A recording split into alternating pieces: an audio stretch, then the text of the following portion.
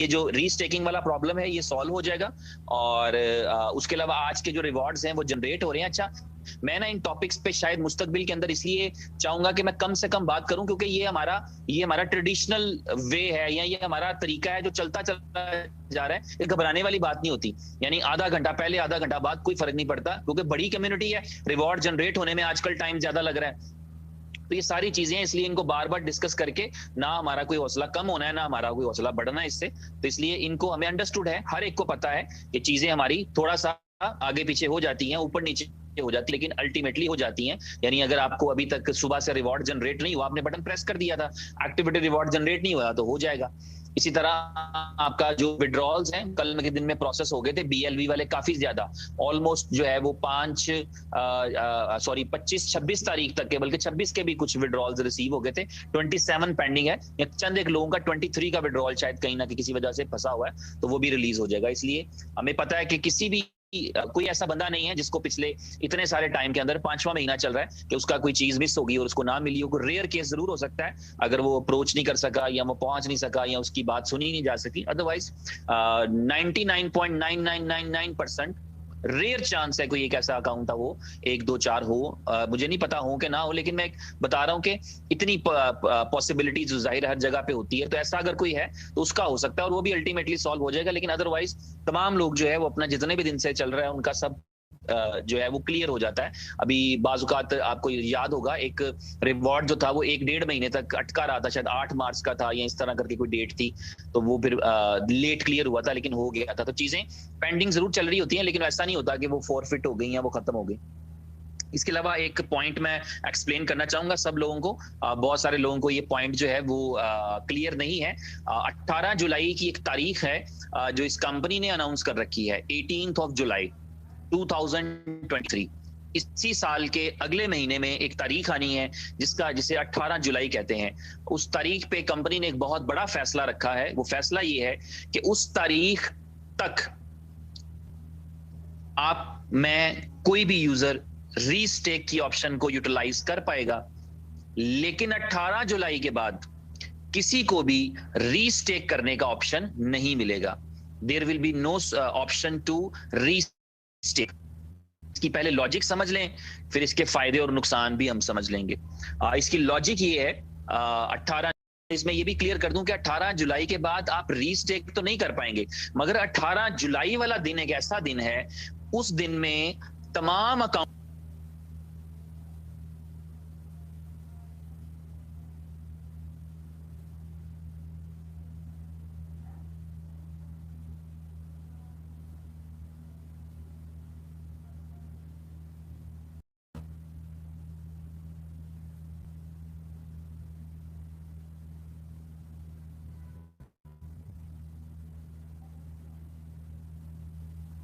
और से मेरे पास टोकन आए हैं तो मैं 1000 और स्टेक कर लूं, मगर आप नहीं कर पाते। आपको इंतजार करना पड़ता है जब तक कि आप पहली स्टेकिंग का 5 गुना ना कमा लें।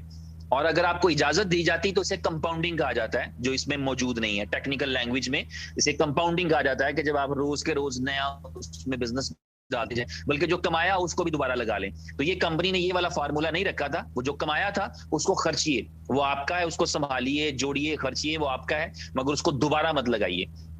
जब तक कि आप 5 गुना नहीं कमा लेते। 5 गुना कमाएंगे तो फिर आपकी मर्जी है कि आप दोबारा उतने ही टोकन स्टेक करना चाहते हैं, ज्यादा करना चाहते हैं। लेकिन 18 जुलाई का इकलौता दिन एक ऐसा आने वाला है जिस दिन के अंदर तमाम लोगों को ये इजाजत होगी कि वो अपनी स्टेकिंग को बढ़ा सकें, जितना चाहे बढ़िए। अगर आपने 2000 टोकन स्टेक किए थे और आपको लगता है कि नहीं अब मुझे 2000, अभी मेरे 10,000 नहीं हुए पूरे, 5 गुना नहीं हुआ, लेकिन मैं 1 लाख टोकन स्टेक करना चाहता हूं, तो आप 1 लाख टोकन और स्टेक कर सकेंगे। तो इस तरह आपके पास जो है वो ऑप्शन आ जाएगी सिर्फ एक दिन के लिए, 18 जुलाई के लिए।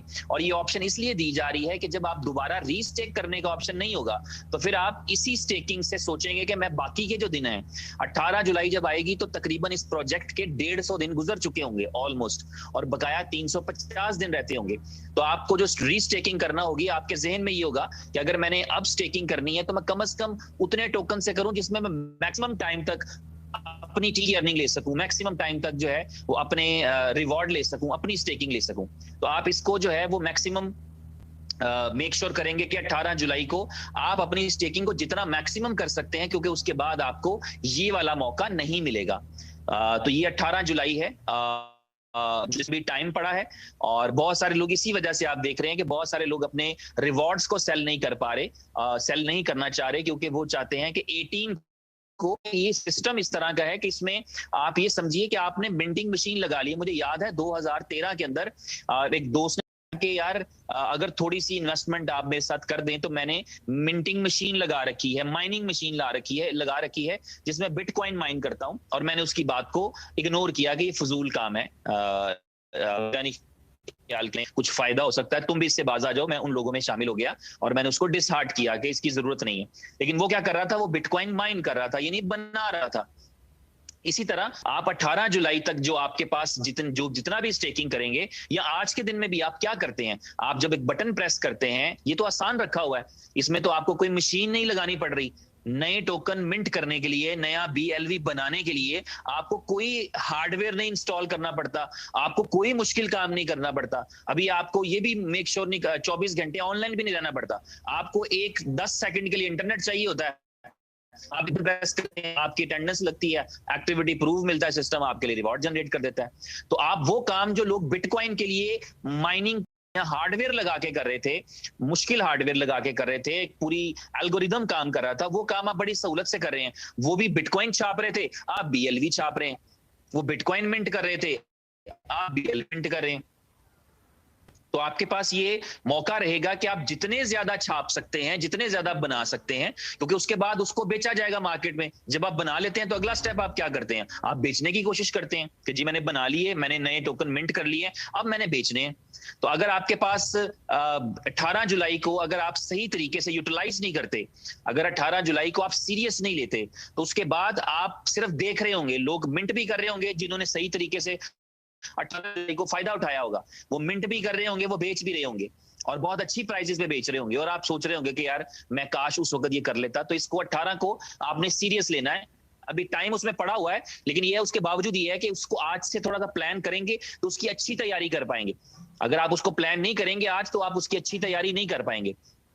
तो उसकी मैक्सिमम अच्छी तैयारी करने के लिए जरूरी है कि आपके जहन में 18 जुलाई रहनी चाहिए, और आपको ये ऑप्शन भी होगी कि आप अपग्रेड कर सकते हैं, यानी आप उसमें टॉप अप कर सकते हैं। तो इसलिए 18 जुलाई को आपके पास मैक्सिमम टोकन होने चाहिए, ताकि आप समझिए आपकी आखिरी रीस्टेकिंग है ना, आपकी लास्ट रीस्टेकिंग है। तो इसलिए उस लास्ट रीस्टेकिंग से भरपूर फायदा उठाइए, ताकि अगले 350 दिन जो है उन दिनों के अंदर जब कंपनी डिमांड क्रिएट करने के लिए चीजें करे, जब यूटिलिटीज दे, यूजिबिलिटीज दे, किसी एक्सचेंज के ऊपर जाए, तो आपके पास हो, ना कि आप अपना रीस्टेकिंग के टाइम पे आप उसको इग्नोर करें या उसको हल्का लें, उसको इजी लें और बाद में पछताएं, बाद करें। तो इसलिए ये इस चीज को और भी समझें और भी इलेबोरेट करें। इवन मैं चाहूंगा कि हर एक लीडर जो है वो अपनी टीम को इसको प्रॉपरली एक्सप्लेन करे, इस चीज को एक्सप्लेन करे। इसके प्रॉस और कॉन्स भी हैं, इसके फायदे और नुकसान भी हैं, लेकिन हमेशा ये रहता है कि कभी किसी चीज का फायदा ज्यादा हो, जब हम बाज़ औक़ात ऐसी जगह पर होते हैं जब हम फायदे और नुकसान में ये देखते हैं कि परसेंटेज क्या है, फायदा 60% है, नुकसान 40% है, तो आप फायदा चूज करते हैं कि ज्यादा है।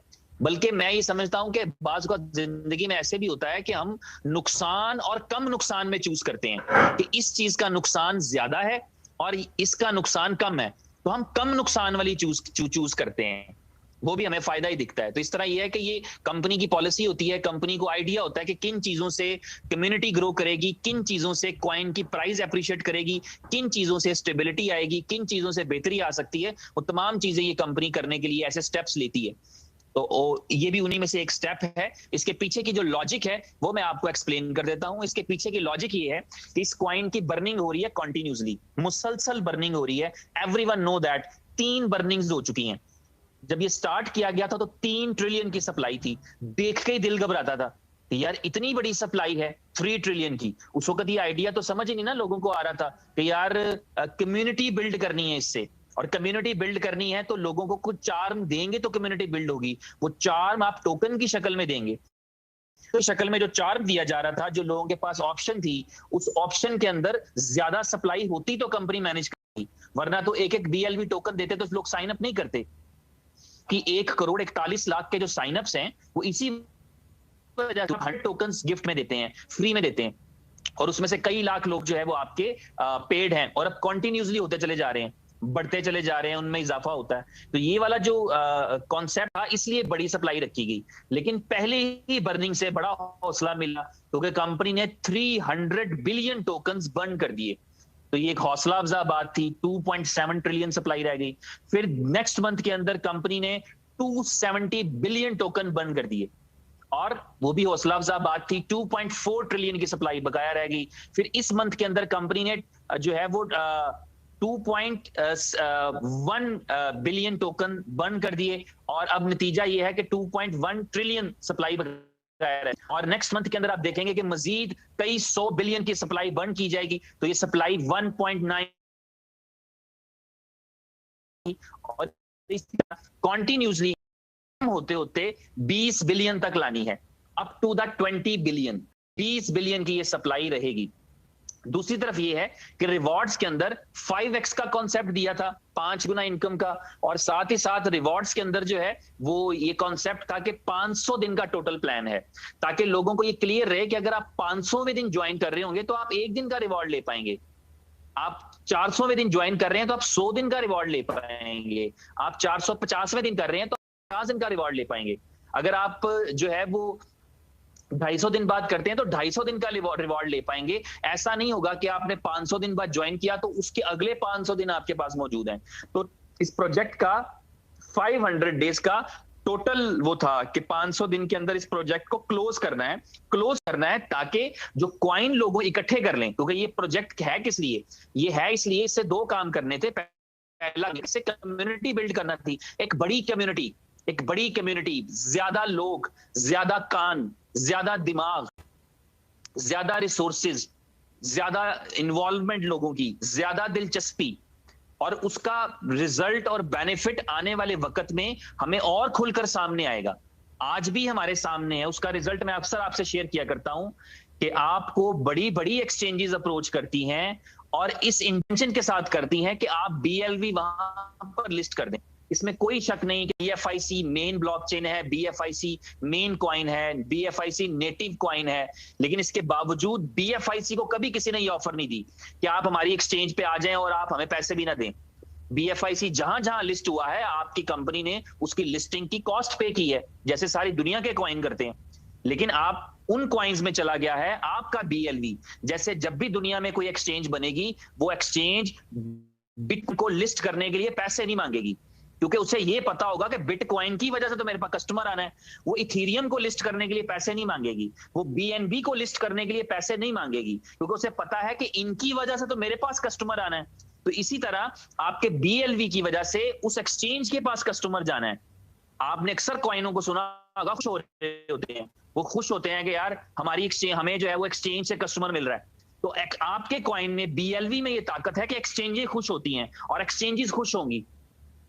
इसीलिए उमर भाई ने व्हाइट पेपर के अंदर 50 एक्सचेंजेस लिखवाई हैं कि 50 एक्सचेंजेस पे लिस्ट करूंगा, लेकिन जो रिस्पांस देखा है उन्होंने एक्सचेंजेस का, इसके लिए वो अपनी अक्सर मीटिंग में बोल रहे होते हैं कि 100 एक्सचेंजेस पे जाऊंगा, 100 एक्सचेंजेस पे लिस्ट करेंगे, क्योंकि जितना वो मैसिव रिस्पांस देख रहे हैं, जितना वो लोगों का एक्सचेंजेस का फीडबैक ले रहे हैं, उससे उनको अंदाजा होता है कि यार ये तो काम ही कोई नहीं है।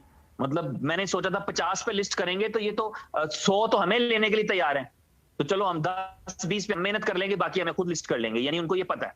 तो इसलिए ये जो बड़ी कम्युनिटी है, मैसिव कम्युनिटी है, उसके लिए बड़ी सप्लाई रखी। अब उस सप्लाई को वापस हमने 20 बिलियन पे तो लाना ही लाना है। अगर कॉन्टिन्यूसली रिवॉर्ड जनरेट होते जाएंगे, आप खुद सोचिए, एक कम्युनिटी मेंबर के तौर पे सोचिए, एक मैथमेटिशियन बन के सोचिए, एक बिजनेसमैन बन के सोचिए कि अगर रिवॉर्ड्स कॉन्टिन्यूसली जनरेट होते रहेंगे तो आप 20 बिलियन कैसे सप्लाई रख सकते हैं। तो इसलिए ये एक उसकी तरफ एक स्टेप है, एक छोटा सा स्टेप है कि 5x जिसका कंप्लीट हो वो सिस्टम से बाहर, वो सिस्टम से बाहर होगा। इसका मतलब हो गया कि उसको जो टोकन, फॉर एग्जांपल मैं अगर मेरे फर्ज कर लें मुझे रोज के 5 लाख टोकन आते हो, फॉर एग्जांपल, आते नहीं 5 लाख, ज्यादा बता रहा हूं, लेकिन फर्ज कर लें मुझे रोज के 5 लाख टोकन आते हो और मैं दोबारा रीस्टेक ना कर पाऊं, तो इसका मतलब ये होगा, और मैंने कमा लिए टोकन, मैं 18 जुलाई तक, और उसके बाद 18 जुलाई को मैंने और बढ़ा कर लिया, और मैं 100 दिन 200 दिन और कमा गया, और मैंने टोकन इकट्ठे कर लिए 5-10 करोड़, और उसके बाद कंपनी अगर मुझे ना दे तो मुझे फर्क भी नहीं पड़ता।